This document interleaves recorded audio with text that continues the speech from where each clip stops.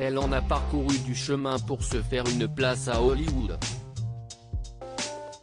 En 2006, le public découvre Emily Blunt dans la peau de Emily Charlton, cette assistante mesquine et tyrannique dans Le Diable s'habille en Prada, face à Meryl Streep et Anne Hathaway.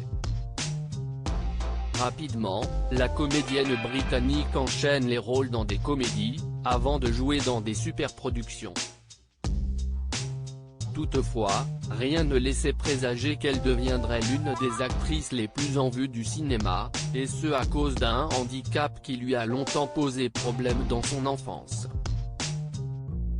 Je suis une ancienne bègue, confie-t-elle dans les colonnes de Public, en kiosque vendredi 12 mars.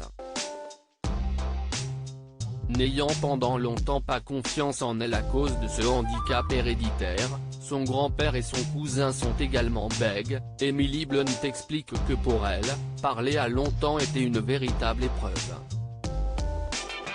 J'avais beau me battre pour formuler des phrases, je butais toujours sur les mots, précise l'actrice. Ce n'est qu'à 12 ans qu'elle parvient à vaincre son bégaiement en intégrant des cours de théâtre grâce au conseil de l'une de ses professeurs à la Hipstock Place School, qui lui conseille alors de prendre un accent différent.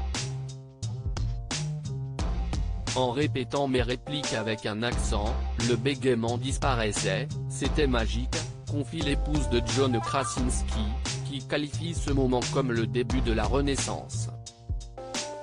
Le père d'Emily Blunt en larmes lorsqu'il l'a vue en Mary Poppins en surmontant son handicap, la comédienne s'est ainsi ouvert les portes du monde du théâtre et du cinéma, qui sont devenus au-delà d'un passe-temps et d'un remède contre son bégaiement, une véritable passion.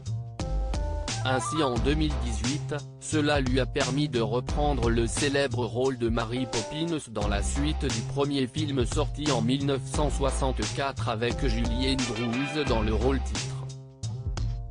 Un rôle qui a beaucoup ému le père de la comédienne, qui a pleuré lorsqu'il a découvert sa performance.